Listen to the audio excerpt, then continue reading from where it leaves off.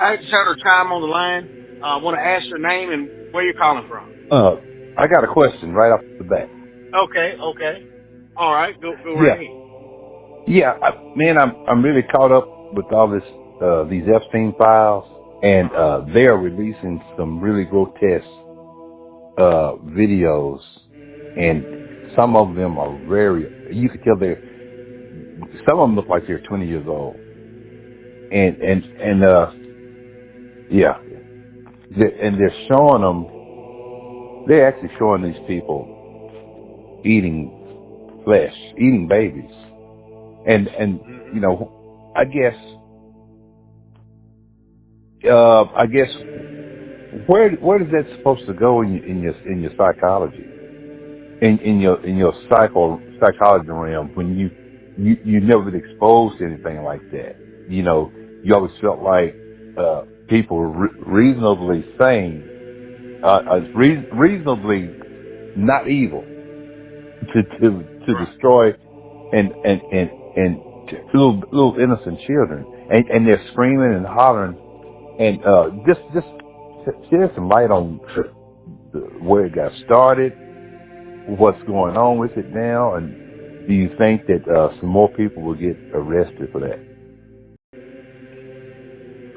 It's possible that other people could be indicted on those charges, but I mean, we're talking about the elite. These are like the 1% of the population of the world, of the globalists and the elites. They're always the ones that are in control of everything. It's always been a lie. It's always been a illusion, a deception, and so that's why we've always not known anything about it. Like, they have a large and long and extensive history of cannibalism themselves. They've always been that way. So when you hear the stories that they say, about the tunnels that are up under the synagogues, when you hear the stories about, them talking about what is in the meat at Kentucky Fried Chicken, what is in the meat at McDonald's, what's in the meat at Burger King. Well, Burger King claims to be 100% beef, but other of the top food chains that are selling hamburgers and chickens a lot of times are supposedly, from what we've gathered now, due to the Epstein files, due to commercials that kind of publicize what they're doing secretly, trying to expose them, like the KFC commercial where they take a person and dip him down in a lake full of gravy and he comes out as a chicken finger. It's like he comes out as a breaded, like he's been fried in a skillet and everything, and it's just a giant human meat. And that's on a commercial. It's just basically showing you that. But with that in the Epstein files, with them doing that, it got started back from the time of the Babylonians. The Babylonians were the first ones known of through biblical record to have then sacrificed children. So these fake Jews are the ones that are worshiping the god, or the false pagan god Baal or Baal, and they're also worshiping Moloch, and they're also worshiping another god which is probably a more famous pagan god called Baphomet. So they're worshiping this like triad of different deities that are supposed to be sacrifice deities. Epstein and all the people involved in that whole ring were all people that followed and studied Alester Crowley. And Alester Crowley is where they get all of this information from, as far as what to do, and ceremonially and ritualistically what to do when it comes to like sacrificing. I mean, it's really crazy. And that's like the handbook of these people in Hollywood. They go by the writings and teachings of Alester Crowley. So there's politicians, there's entertainers, there's rappers, there's athletes, like whether it's NFL, NBA, the batting, whatever, the baseball leagues, like anybody that's in entertainment that has influence on the world, they have their hand in some type of coercion or leverage over them in order to puppetize them, to make them a puppet for their agenda. And that's what Epstein was doing, was getting celebrities and politicians and entertainers in compromising positions in order to be able to have leverage over them to control them. And that's actually trying to control them from the standpoint of another whole foreign government, which is Israel. They say that Epstein was a spy, that he actually was a part of the Mossad and all of that type of stuff. So there's allegations about that. But where all of that, like, child sacrifice and stuff stems from is back in biblical days. Like, they were doing that back in biblical days because America that's how it's gotten all of its celebrities and politicians to the status and ranking and places and high places in society that it's done. I'm stopped right there. I've also heard that Jeffrey Epstein was working with Bill Gates and what this is real deep. Epstein wanted his DNA implanted into everybody. So he might have been trying to use it like a virus, some kind of way, or to spread a virus. And of course, Bill Gates is buying up all this land and trying to pretend like the food he's producing is healthy food. But they were in cahoots like that because they're saying that Epstein is really is possessed by a certain demon. It's a certain Nephilim spirit or something. Right. That's kind of a blanketed term, Nephilim. Yeah. Because that Nephilim, it comes from the Hebrew Naphalah. Now that's even though you see NFL, like the NFL, that's what it means to fall. So and the Nephilim, it's two classes of Nephilim because there's people that even classify the ancient Babylonian and ancient Sumerian deities that they worship, the Anunnaki, they classify them as Nephilim, but they weren't Nephilim. The Anunnaki are different from the Anakites. Anakites are Nephilim.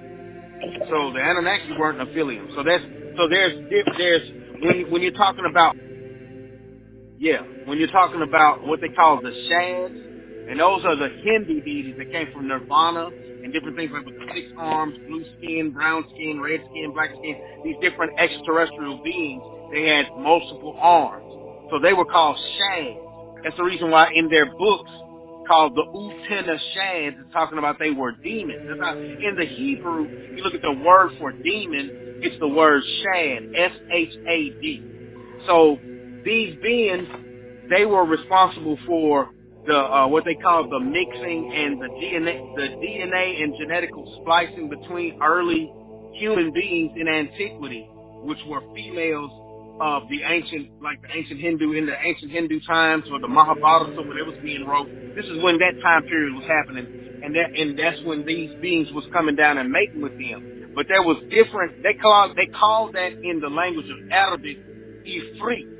Ifrit is a class of jinn. It's a particular type of jinn. So that's a high level jinn are the ones that are cold blooded, which they call the Nar and Samun. Those are Luciferian.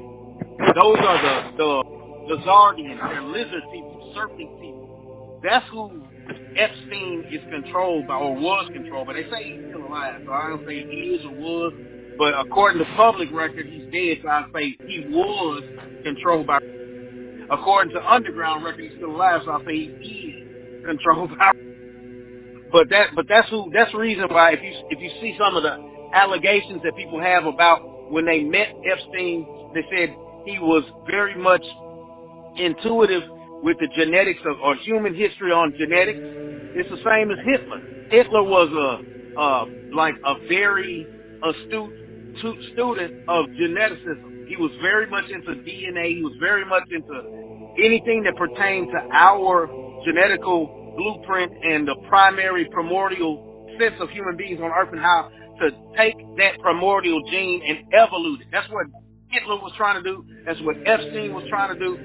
Epstein and Bill Gates, they also had something to do with the COVID virus. They say that the DNA of Epstein is even in the vaccine that they was trying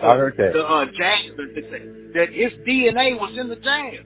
So that's another reason. That's another reason why people shouldn't have took the vaccine, is because it had Epstein's damn genes in it. But that's what they say. That's allegedly. That's what was in the vaccine. But that's what. See, we are angelically controlled species. I'll say species or race, ethnicity. We are a people that are under the control or guidance of angels, extraterrestrial, extra-dimensional, ultra-dimensional, extra-universal, all of these type of beings. These are the beings that are over us. But those beings that are controlling us, that are over our government, they are a less emotionally astute beings. They are more cold-blooded. They are more, more evil, as we would term that character to be. They are more in tune with those emotions. They are more in tune with desensitization. They are more in tune with programming.